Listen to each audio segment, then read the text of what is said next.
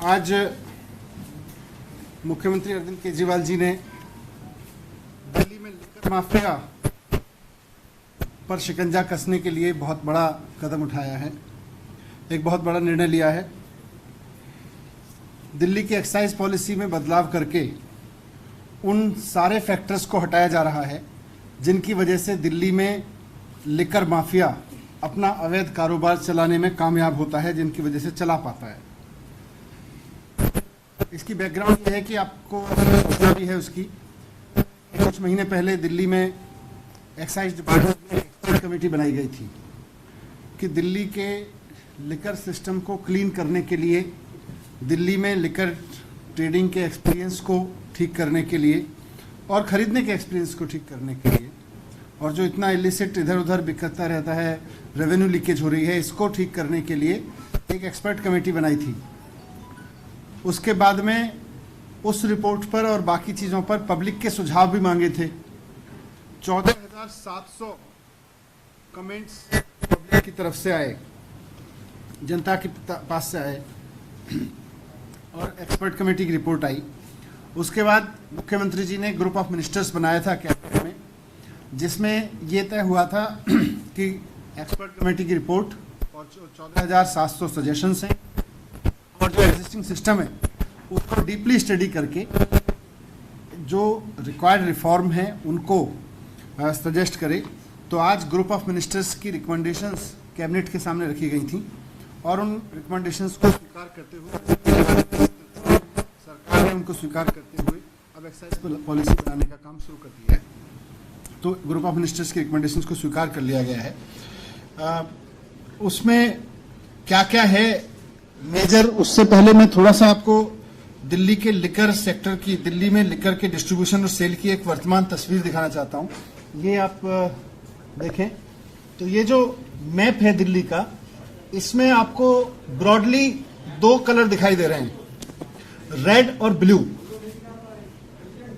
तो ये जो रेड है, डार्क रेड या लाइट रेड, बेसिकली ये दिल्ली में ऐसा एरिया है जहां शराब की दुकान बिल्कुल नहीं है या एक दुकान है, अनसर्व्ड है। डार्क रेड जितना है वो अनसर्व्ड है और जो लाइट रेड है वो अंडर सर्व्ड है, जिसमें केवल शराब की एक दुकान है, वैसा ये एरिया है।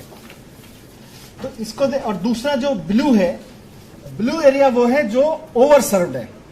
तो दिल्ली में अगर देखें तो या तो दिल्ली के कुछ इलाके ओवर सर्व्ड हैं और दिल्ली के ज्यादातर इलाके अनसर्व्ड हैं या बहुत बुरी तरह से अंडर सर्व्ड हैं। उसकी वजह से दिल्ली में शराब माफिया अपनी जगह बनाता है। सबसे बड़ा कारण उसमें यह है। मैं इस मैप को थोड़ा सा और एक्सप्लेन कर देता हूं। दिल्ली में आप सबको पता है 272 वार्ड्स हैं। तो इन 272 वार्ड्स में से 80 वार्ड्स ऐसे हैं, 79 वार्ड्स ऐसे हैं जहां जीरो शॉप है, एक भी शॉप नहीं है। ये डार्क रेड जो है वो आपको एरिया दिखाया है। 45 वार्ड्स ऐसे हैं जहां एक शॉप है, जो लाइट वो दिखाया है आपके सामने। और थोड़ा सा ग्रीन जो है, जो दिखाया है लाइट ग्रीन वाला, जहां दो शॉप्स हैं।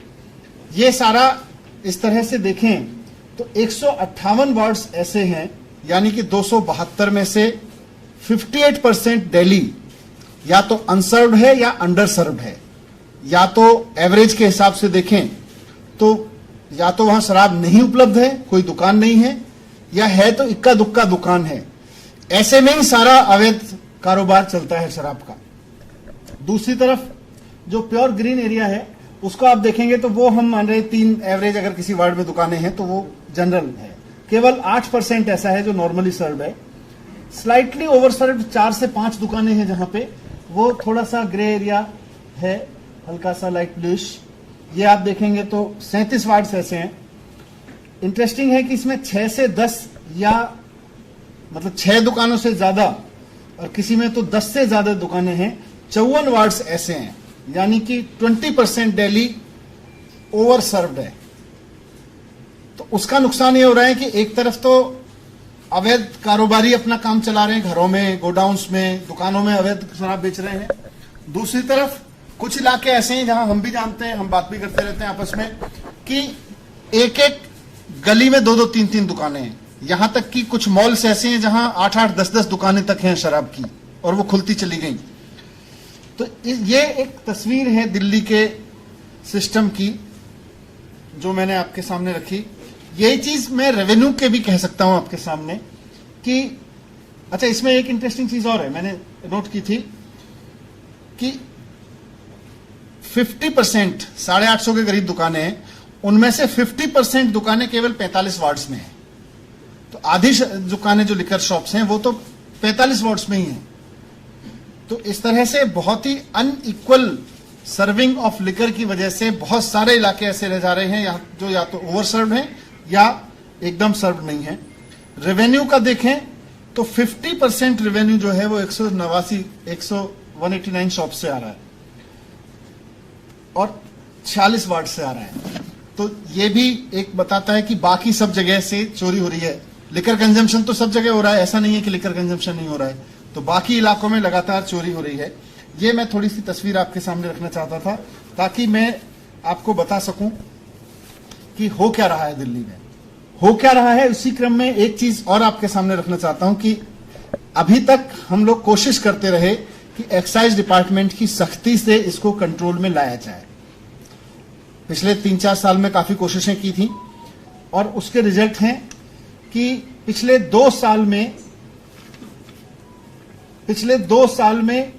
करीब 7,09,000 बोतल अवैध शराब पकड़ी हमारी टीम ने।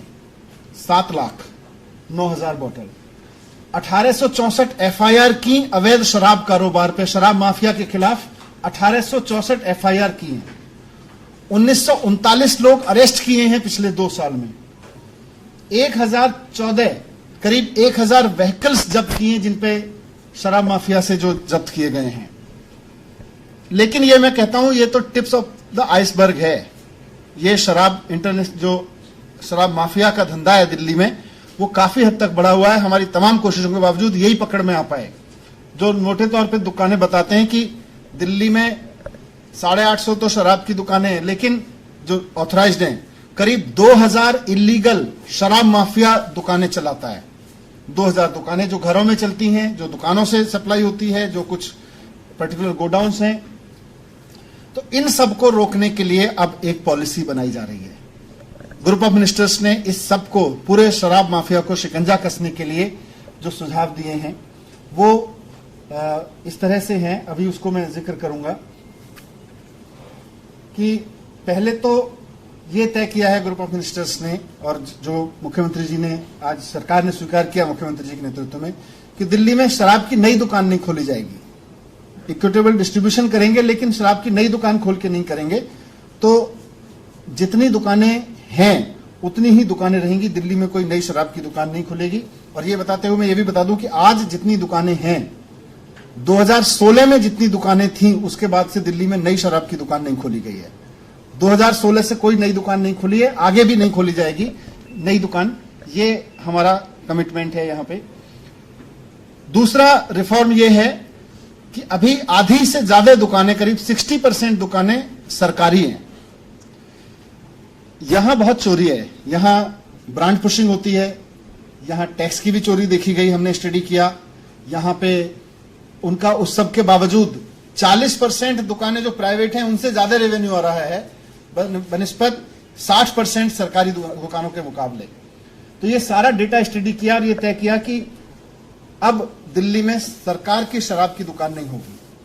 दिल्ली में सरकार की शराब की दुकानें विड्रॉ कर ली जाएंगी, क्योंकि गवर्नमेंट की जो दुकानें हैं वो 150 गज में हैं, 150 स्क्वायर फीट की दुकानें, छोटी छोटी दुकानें, और उनके बाहर आप देखेंगे तो जेल जैसा दृश्य रहता है आमतौर पे। वो खिड़की का दरवाजे जो है उसके सेलिंग काउंटर होता है, वो सड़क पे होता है आमतौर पे, और वहां एकदम जेल की तरह से लाइन लगी रहती है। तो वो हमने बंद करने का निर्णय लिया है। अब दुकान, एक तो गवर्नमेंट की दुकान नहीं होगी, और किसी भी लिकर शॉप के लिए कम से कम 500 स्क्वायर फीट की दुकान होना जरूरी होगा। उसके लिए यह भी जरूरी होगा कि उसका कोई भी काउंटर सड़क की तरफ नहीं खुलेगा, क्योंकि अभी सरकारी दुकान, शराब की दुकान की बात करो तो बाहर एक खिड़की जिसमें से कुछ लोग हाथ डाल डाल के शराब ले रहे हैं, वो नजारा नजर आता है। ये बंद हो जाएगा दिल्ली में नजारा।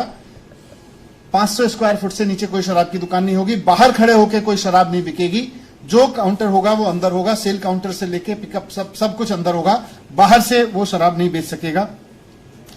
ये दुकान की जिम्मेदारी होगी, ये दुकान वालों की जिम्मेदारी होगी कि वो दुकान के बाहर लॉ एंड ऑर्डर को बना के रखें, वो साफ सफाई रखवाएं, वहां वातावरण ठीक रखें, किसी तरह का इलिसिट कंज्यूमर या open consumption, open liquor consumption के माहौल वहां पे ना बने, जो ठेले वाले खड़े हो जाते हैं या कोई इस तरह के लोग खड़े हो जाते हैं जिनके पास खड़े होकर लोग वहां पे कंजम्पशन करने लगते हैं।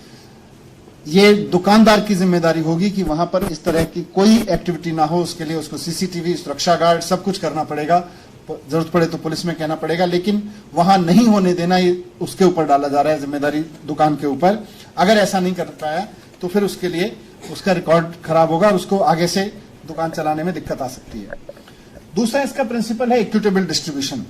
अभी जैसा मैंने कहा कुछ हिस्सों में ही दुकानें हैं, उनको इक्विटेबल डिस्ट्रीब्यूशन किया जाएगा ताकि पूरी दिल्ली में जहां जहां भी शराब माफिया काम कर रहा है दुकान नहीं होने की वजह से, उसके एवेन्यूज बंद हो जाए।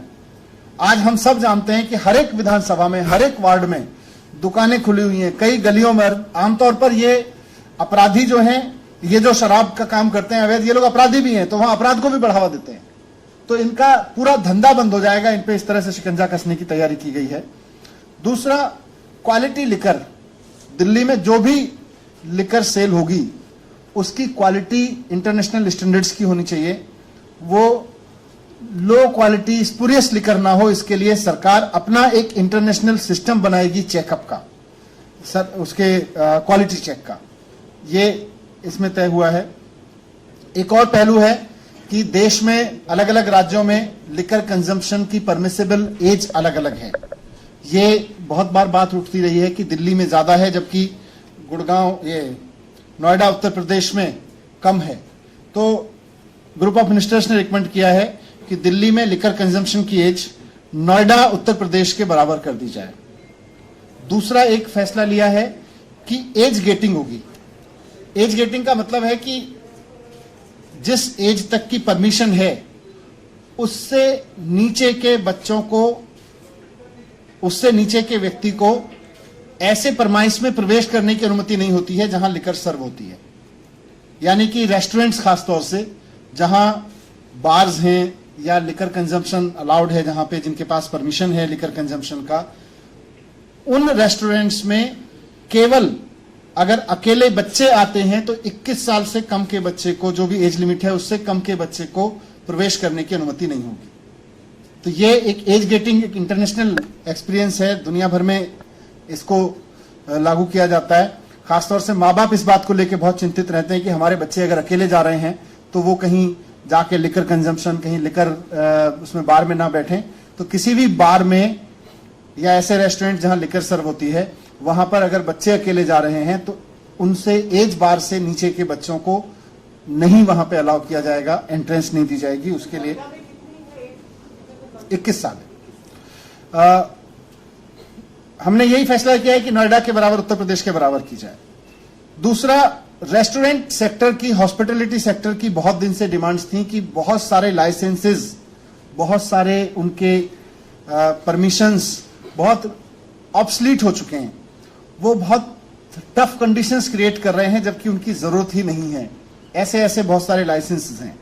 तो ईज ऑफ डूइंग बिजनेस के तहत हॉस्पिटैलिटी सेक्टर को, रेस्टोरेंट सेक्टर को फायदा पहुंचाते हुए बहुत सारे ऐसे परमिशंस, लाइसेंसेस, उनको या तो मर्ज कर दिया गया है या खत्म कर दिया जा रहा है। खत्म करने की हमने सिफारिश की है, जो इंडस्ट्री को परेशान करते हैं। इंडस्ट्री की फीडबैक लेके उस पर किया था, क्योंकि जो हॉस्पिटैलिटी और रेस्टोरेंट सेक्टर में बिजनेस काम कर रहा है वो कहता है साहब मैं ईमानदार आदमी हूं, मैं ईमानदारी से टैक्स देना चाहता हूं, मैं ईमानदारी से सरकार के रूल फॉलो करना चाहता हूं, लेकिन आपके रूल इतने कॉम्प्लेक्स होते चले जाते हैं कि आदमी को परेशान करते हैं। हमें ईमानदारी से काम करने दिया जाए, हम ईमानदारी से टैक्स देने को तैयार हैं। तो उस पर भरोसा करते हुए, उसकी डिग्निटी का सम्मान करते हुए और उसकी ऑनेस्टी का सम्मान करते हुए बहुत सारे ओल्ड प्रैक्टिसेस ऑफ रेगुलेशन उनको खत्म किया जा रहा है। ये एक बड़ा डेवलपमेंट होगा। तो कुल मिला के मैं अगर कहूं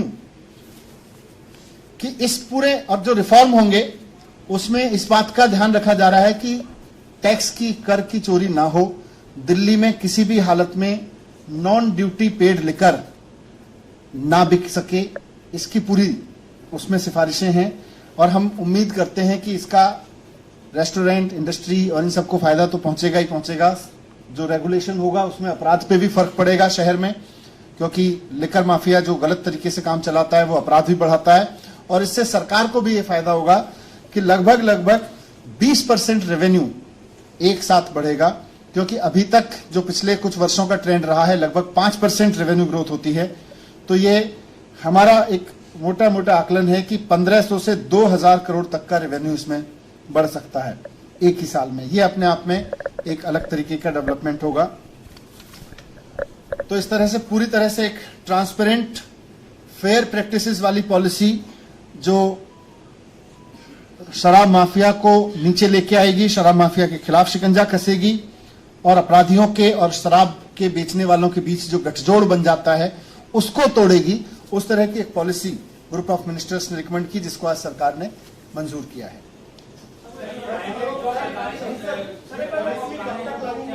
बस अब पॉलिसी इसी साल से लागू हो जाएगी। अब इसका आज सरकार ने इसकी ग्रुप ऑफ मिनिस्टर्स की रिपोर्ट मंजूर कर ली है, तो अब कुछ समय में हो जाएगी।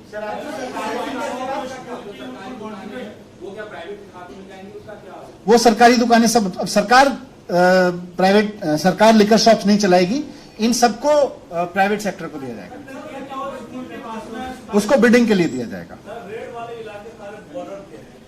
बॉर्डर भी है, मिड भी है। आप देखो बड़ा सरप्राइजिंग है, हम भी सोचते थे केवल बॉर्डर है, अंदर भी है। कौन सा चार्ट देखिए?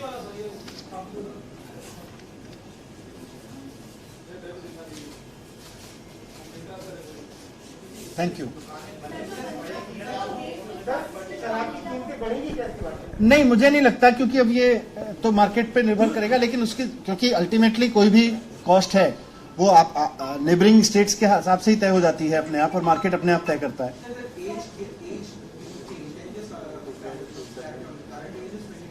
इट्स 25। नोएडा उत्तर प्रदेश में अभी ये 21 साल है।